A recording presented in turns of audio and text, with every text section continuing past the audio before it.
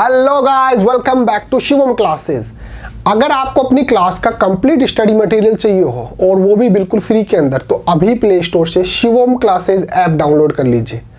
अब हम अपना टॉपिक शुरू करने जा रहे हैं कि वाष्पीकरण क्या होता है, इवोपरेशन जो होता है उसकी डेफिनेशन क्या होती है, उसको किस प्रकार से डिफाइन कर सकते हैं। तो चलिए सबसे पहले तो इसकी परिभाषा देख लेते हैं कि इसको किस प्रकार से परिभाषित कर सकते हैं कि वाष्पीकरण आखिर होता क्या है।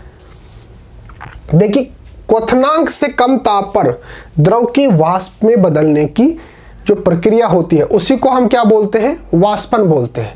सीधा सीधा आप ये समझ लीजिए कि किसी भी द्रव का वाष्प में बदलना ही वाष्पन कहलाता है, वाष्पीकरण कहलाता है। लेकिन यहाँ पर चूंकि हम विज्ञान के विद्यार्थी हैं तो हमारे को परफेक्टली किसी भी चीज़ की डेफिनेशन आनी चाहिए। तो क्वथनांक से कम तापमान पर जब कोई द्रव वाष्प में बदलना शुरू हो जाता है तो उसी को हम बोलते हैं वाष्पीकरण। देखिए, क्वथनांक से कम तापमान पर द्रव के वाष्प में परिवर्तित होने की प्रक्रिया को कहते हैं। तापमान कितना होना चाहिए, क्वथनांक से कम होना चाहिए। अगर क्वथनांक से कम तापमान है और द्रव जो है वो वाष्प में बदल रहा है तो इसी प्रक्रिया को हम क्या बोलते हैं, वाष्पीकरण। डिटेल में देख लेते हैं। अपने दैनिक जीवन में से क्या आप कोई ऐसा उदाहरण दे सकते हैं जिसमें पदार्थ की अवस्था बदलने के लिए ऊष्मा की या दाब में परिवर्तन की आवश्यक रही हो? कुछ प्रक्रियाएं प्राकृतिक रूप से होती हैं जो पदार्थ की अवस्था में परिवर्तन के लिए जिम्मेदार होती है। जैसे अगर पानी को खुला छोड़ दे तो वह धीरे धीरे वाष्पीकृत होकर उड़ जाती है, इसलिए गीले कपड़े हवा में सूख जाते हैं। पर इन दोनों उदाहरणों में पानी का क्या हुआ? ऐसे पदार्थ के कणों की गतिशीलता के कारण होता है। दो उदाहरण दे रखे हैं। एक तो खुला पानी है, जैसे समुद्र में जो पानी है वो बिल्कुल खुला है, ठीक है। और दूसरा उदाहरण है कि गीले कपड़े जो हैं उनको आप फैलाकर सुखाते हैं, तब क्या होता है, उनके अंदर जो पानी है वो कहां पर चला गया? उनके अंदर पानी जो है वो वाष्पीकृत होकर उड़ जाता है। वाष्पीकृत मतलब वाष्पीकरण की प्रक्रिया वहां भी होती है, समुद्रों में भी होती है। अगर जैसे झील, ये सब जितने भी पानी के स्रोत हैं वहां पर खुला जो पानी है वो भी वाष्पीकृत होकर उठ जाता है ऊपर, और ऊपर जाकर बादल बना लेता है, जिसकी वजह से बरसात होती है। इसी प्रकार से हम जो बता रहे हैं कि जो गीले कपड़े होते हैं हम जो सुखाते हैं उसका पानी कहां पर चला गया, वाष्प बनकर ऊपर उठ जाता है, उड़ जाता है।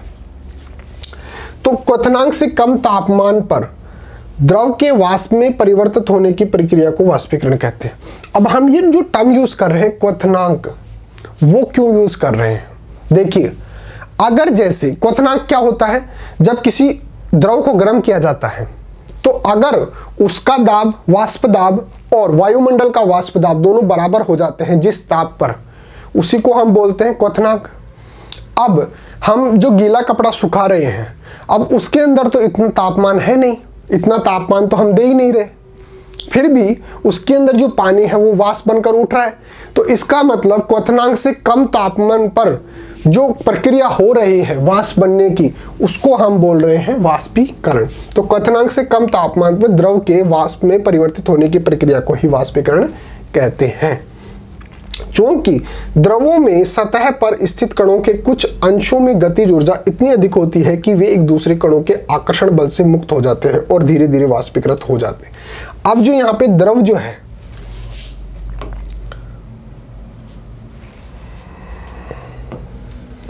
यहाँ पे जो द्रव है, द्रव के कण जैसे ये है,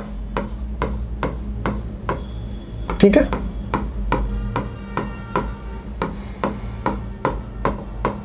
अब इनके मध्य के अंदर थोड़ा बहुत कोई आकर्षण बल होता होगा, ठीक है। अगर इसको थोड़ी बहुत ऊष्मा मिल जाती है, अब ऊष्मा मिलने से ये तो हो जाता है ब्रेकडाउन, यानी कि आपस में टूट जाते हैं, और इनको, इन कणों को क्या मिल जाती है, इनको मिल जाती है गतिज ऊर्जा, जिसकी वजह से ये ऊष्मा पाकर और वाष्पीकृत हो जाते हैं, यानी कि वाष्प बनकर ऊपर उठ जाते हैं। जैसे हम उदाहरण लेते हैं कि एक कोई गीला कपड़ा है, ये पूरा गीला है यानी कि इसके अंदर पानी है, तो इसके जो कण हैं, पानी के जो कण हैं वो गतिज ऊर्जा प्राप्त करके और वाष्पीकृत हो जाते हैं, जिसकी वजह से ये जो गीला कपड़ा है वो क्या हो जाता है, सूख जाता है। तो देखिए, चूंकि द्रव में सतह पर स्थित कणों के कुछ अंशों में गतिज ऊर्जा इतनी अधिक हो जाती है कि वे एक दूसरे कणों के आकर्षण बल से मुक्त हो जाते हैं और धीरे धीरे वाष्पीकृत हो जाते हैं। उनके मध्य, कणों के मध्य जो आकर्षण बल था वो टूट जाता है, थोड़ी बहुत उनको ऊष्मा मिलती है। जैसे मान लो कि भाई धूप हो रही है, धूप में थोड़ी बहुत उनको ऊष्मा मिल रही है, जिसकी वजह से उनके जो मध्य आकर्षण बल था वो टूट गया और उनको गतिज ऊर्जा मिल गई, जिसकी वजह से जो कण है वो ऊपर उठ जाते हैं, यानी कि वाष्पीकृत हो जाते हैं। इस प्रकार से हमारे गीले कपड़े जो है वो सूख जाते हैं। तो सीधा सीधा वाष्पीकरण की परिभाषा तो हमने देख ही ली कि द्रव का वाष्प में बदलना, ये तो सीधी डेफिनेशन हो गई। लेकिन अगर विज्ञान की भाषा में देनी है तो किसकी मदद से देंगे हम, एक टर्म है क्वथनांक। तो क्वथनांक से कम तापमान पर द्रव के वाष्प में बदलने की प्रक्रिया को हम क्या बोलते हैं, वाष्पीकरण बोलते हैं। नेक्स्ट देखिए, नेक्स्ट है कि वाष्पीकरण को प्रभावित करने वाले कारक कौन कौन से हैं। ऐसे कौन कौन से फैक्टर्स हैं जो इवोपरेशन को इफेक्ट करते हैं। उससे पहले एक हमारे को क्या दे रखी है, क्रियाकलाप दे रखी है, एक्टिविटी दे रखी है, वो देख लेते हैं। सबसे पहले एक परख नली और 2 चीनी मिट्टी की कटोरियां 5 ml जल से भर लेंगे। इसमें से परख नली तथा एक कटोरी को खिड़की के पास या पंखे के पास खुला रख देंगे और अब कमरे का तापमान नोट करेंगे। वाष्पीकरण की प्रक्रिया के होने के समय परिस्थितियों के अनुसार नोट करेंगे। इन क्रियाकलापों को बारिश के दिनों में भी दोहराएंगे। सभी परीक्षणों का अवलोकन कीजिए तथा अनुमान लगाकर वाष्पीकरण के निम्न तथ्यों को समझने का प्रयास कीजिए। तापमान का प्रभाव और सतह का क्षेत्र का और वायु की चाल का। तो सीधा सीधा ये बता रहा है कि भाई तापमान का फर्क पड़ता है, एक सतह का क्षेत्र का और वायु की चाल का। जैसे गीले कपड़े अगर धूप नहीं है तब भी सूख जाते हैं, अगर तेज हवा चल रही है तो किसका फर्क पड़ गया, वायु की चाल का फर्क पड़ गया। तीसरा है क्षेत्रफल का, क्षेत्रफल यानी कि सतह का। अगर आप गीले कपड़े को सीधा सीधा वैसे की वैसे रख देंगे तो वो सूखने में ज़्यादा टाइम लेता है या फिर हो सकता है ना भी सूखे। लेकिन अगर आप उसको फैलाकर सुखाते हैं तो वो जल्दी सूखता है। क्यों? क्योंकि उसका जो सरफेस है, उसकी जो पृष्ठ है, वो क्षेत्रफल बढ़ जाता है। तीसरा है तापमान का। अगर किसी दिन धूप कम है, जैसे सर्दियों के दिनों में कपड़ा जो है वो सूखने में ज़्यादा टाइम लेता है, जबकि गर्मियों में वो जल्दी सूख जाता है। क्यों सूख जाता है? तापमान के कारण। सर्दियों में तापमान कम होता है और गर्मियों के अंदर तापमान अधिक होता है। तो वाष्पीकरण को कौन कौन से जो फैक्टर्स हैं वो इफेक्ट करेंगे, एक तो तापमान, एक उसका सतह का क्षेत्रफल। हमने बताया ना कि भाई जैसे शर्ट को आप एक तो बिल्कुल सिकुड़ कर और उसको रख देंगे तो वो सूखने में ज़्यादा टाइम लेगा, क्योंकि उसकी सतह को हमने फैलाए नहीं। अगर उसको फैला देंगे तो उसका क्षेत्रफल बढ़ जाता है, उसकी सतह का क्षेत्रफल बढ़ जाता है, जिसकी वजह से वो जल्दी सूख जाता है। तो दूसरा क्या है, सतह का क्षेत्रफल, और तीसरा क्या है, वायु की चाल। ये तीनों चीज़ें प्रभावित करती हैं वाष्पीकरण को। आपने उपयुक्त क्रियाकलाप से अवलोकित किया होगा कि निम्न कारकों के कारण वाष्पीकरण की दर प्रभावित होती है। वायु की गति में वृद्धि, वायु की गति में वृद्धि होने के कारण वाष्प, जो जल वाष्प के कण तेजी से वायु के साथ ही उड़ जाते हैं, जिससे आसपास की जल वाष्प की मात्रा में कमी हो जाती है। होता क्या है, हमारा जितना भी वातावरण है चारों तरफ का, इसके अंदर वाष्प जो है वो हमेशा विद्यमान रहती है। ठीक है, तभी तो हम कहते हैं कि हमारे आसपास जो है वो हमेशा पानी मौजूद रहता है, वाष्प के कणों के रूप में रहता है, जो ऊपर उड़ता है और बादल बनाता है। तो वो जो वाष्प के कण वो हमेशा विद्यमान रहेंगे। अब जैसे हमने शर्ट सुखाया, शर्ट को क्या कर दिया, सुखा दिया। अब इसके थोड़े बहुत जो कण हैं वो वाष्प बनकर उठ गए। वो तुरंत, जैसे तेज हवा चल रही है, ठीक है, तो यहां पर एक ज्यादा वाष्प बन जाएगी, तो जो वाष्प की जो दर है वो कम हो जाएगी। लेकिन चूंकि तेज हवा चल रही है तो जो वाष्प बनी थी वो तुरंत यहां से हट जाएगी और यहां बिल्कुल खुला वातावरण हो जाएगा। फिर वापस से वाष्प जो है वो और बन जाएगी, फिर वो हट जाएगी, फिर और बन जाएगी। तो यानी कि अगर हवा तेज है तो वाष्पीकरण की जो दर है वो भी बढ़ जाती है, यानी कि वाष्पीकरण तेजी से होता है। तो ये किस पे निर्भर कर रहा है? ये वायु की चाल पर निर्भर कर रहा है। वायु की चाल की वजह से वाष्पीकरण की जो घटना है वो तेज हो जाती है, यानी कि शर्ट जल्दी सूख जाता है। क्यों? क्योंकि वायु की चाल की वजह से जो वाष्पीकरण की जो दर है वो अधिक हो गई। देखिए तापमान, दूसरा है तापमान। ये तो वायु की गति तो है ही, वायु की गति में वृद्धि होने के कारण जलवाष्प के कण तेजी से वायु के साथ ही उड़ जाते हैं, जिससे आसपास की जलवाष्प की मात्रा में कमी हो जाती है, जिसके कारण जो शर्ट जो है जल्दी सूख जाता है, यानी कि उसके अंदर वाष्पीकरण तेजी से होता है। दूसरा है तापमान में वृद्धि। अभी मैंने आपको बताया ना कि भाई जैसे सर्दियों के अंदर तो जो कपड़े हैं वो धीरे सूखते हैं और गर्मियों के अंदर जो कपड़े हैं वो तेजी से सूखते हैं। क्यों सूखते हैं?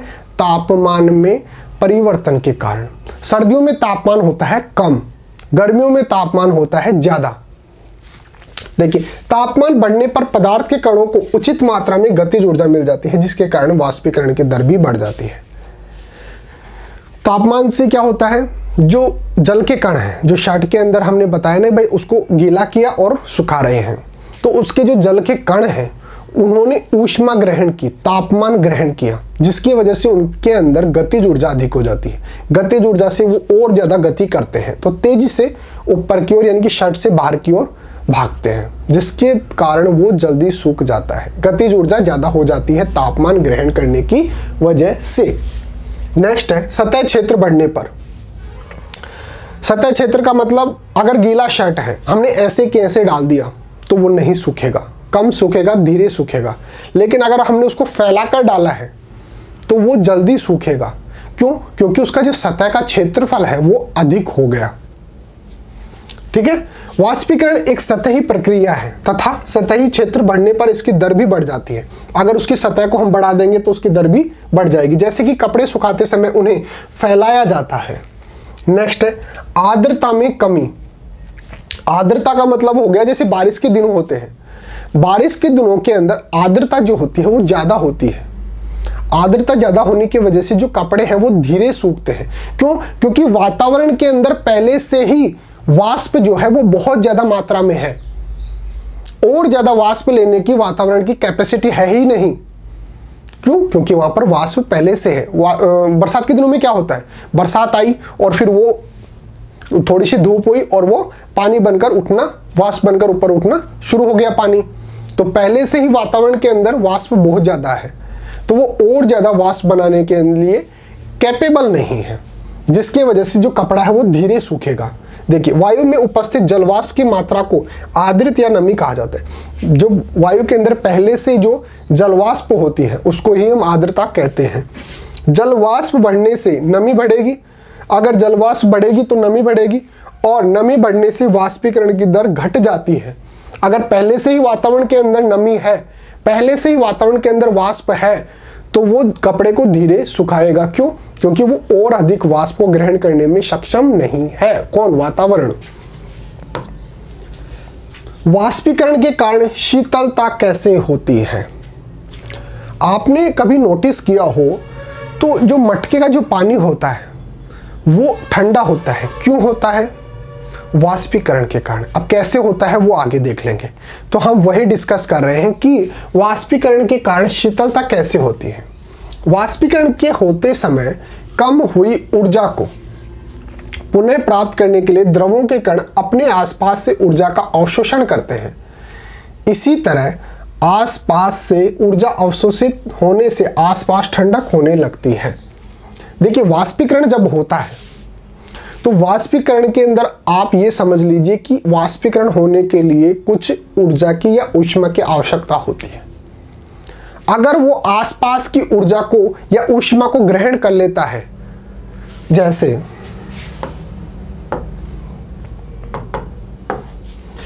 ये कोई चीज है, ठीक है, यहां पर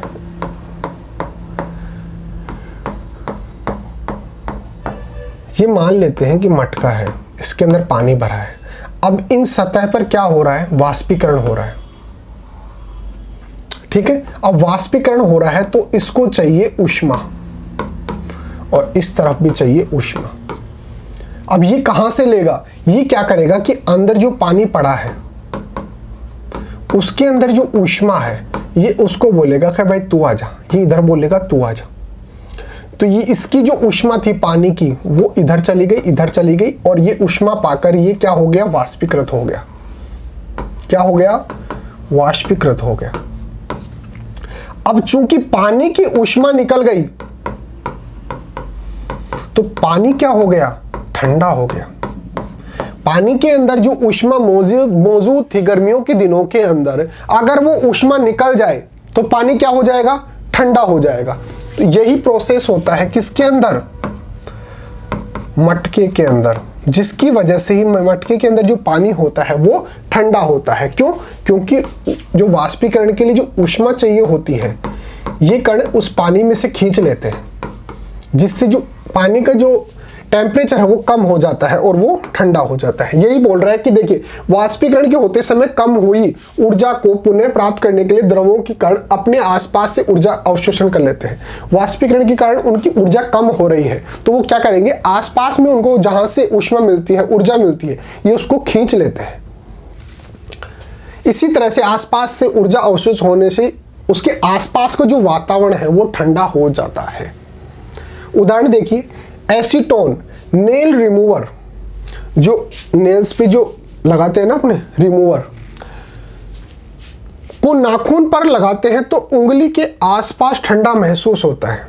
क्यों महसूस होता है, क्योंकि वो आसपास की जो ऊर्जा है उसको तो वो सोख ली, तो उसके आसपास का जो क्षेत्रफल है वो कैसा हो गया, ठंडा हो गया। क्योंकि इसके कण आसपास की ऊर्जा को प्राप्त करते हैं और वाष्पीकृत हो जाते हैं, जिसके कारण शीतलता महसूस होती है। नेल रिमूवर हमने लगाया, आसपास में जो ऊर्जा थी उसको उसने ग्रहण कर लिया, जिसकी वजह से ऊर्जा ऊष्मा निकल गई, आसपास की जो एयर थी उसकी, अब आसपास की एयर क्या हो गई, ठंडी हो गई, जिसकी वजह से हमें लगेगा कि जैसे हमारी अंगुली जो है वो ठंडे वातावरण के अंदर हो या फिर उसके आसपास हमें ठंडक महसूस होती है। अब देखते हैं उदाहरण, घड़े का पानी ठंडा क्यों होता है। वो अभी मैंने आपको वैसे तो समझा दिया कि घड़ा जो होता है उसके अंदर क्या होते हैं, छोटे छोटे होते हैं छिद्र, मिट्टी से ही तो बना होता है, उसके अंदर होते हैं छोटे छोटे छिद्र। अब उन छिद्रों में से पानी जो है वो सतह पर आ जाता है, हल्का हल्का सतह पर आ जाता है, वहां पर उनका होने लग जाता है वाष्पीकरण। अब वाष्पीकरण के कारण उनके अंदर ऊर्जा कम हो जाती है, तो वो आसपास में देखते हैं कि ऊष्मा कहां पर मिल सकती है, ऊर्जा कहां पर मिल सकती है। पानी के अंदर जो ऊष्मा है, जो ऊर्जा है, ये उसको खींच लेते हैं। जिसके अंदर जो पानी है उसके अंदर जो ऊष्मा है वो कम हो गई, यानी कि जो पानी है वो क्या हो गया, ठंडा हो गया, जिसकी वजह से घड़े के अंदर क्या हो गया, पानी ठंडा हो गया। देखिए चूंकि घड़े मिट्टी से बने होते हैं इसलिए इन पे अति सूक्ष्म छिद्र होते हैं। जब हम घड़े को जल से पूरा भर देते हैं, जल के कण इनके सुराखों से तक चले जाते हैं, बाहर की तरफ हवा और गर्मी की वजह से घड़ी की सतह पर वाष्पीकरण होता है। वाष्पीकरण में जल की कुछ गर्मी प्रयोग होती है, जिससे वाष्प बनने में जल के कण गुप्त ऊष्मा लेते हैं, शेष बचे पानी को शीतल कर देते हैं। अभी हमने जो बात की ना कि जैसे ये है, ये जैसे मान लेते हैं ये घड़ा है, ठीक है, इसमें जो पानी भर दिया हमने वो इसके सतह तक आ जाता है, छोटे छोटे छिद्र होते हैं इसमें, ठीक है। अब यहां पर इनका हुआ वाष्पीकरण, वाष्पीकरण के लिए इसको चाहिए ऊर्जा या ऊष्मा। ये क्या करते हैं, पानी में से खींच लेते हैं ऊष्मा को। अब पानी में से अगर ऊष्मा को खींच लिए तो पानी ऑटोमेटिक क्या हो गया, ठंडा हो गया। तो इस प्रकार से जो पानी है मटके का या घड़े का वो ठंडा हो जाता है। गर्मियों में सूती कपड़े क्यों पहने जाते हैं, इसी वजह से पहने जाते हैं क्योंकि हमारे शरीर के अंदर पसीना बना, उसके अंदर जो सूती कपड़े होते हैं उनके अंदर छोटे छोटे छेद होते हैं, जिसकी वजह से क्या है, वो पसीना थोड़ा सा जैसे ही बाहर आया वहां पे उनका वाष्पीकरण होना शुरू हुआ। अब वाष्पीकरण हुआ, उनको किसकी जरूरत पड़ेगी, ऊष्मा की, कि भाई बाहर से हमारे को कहीं से ऊर्जा मिल जाए, ऊष्मा मिल जाए।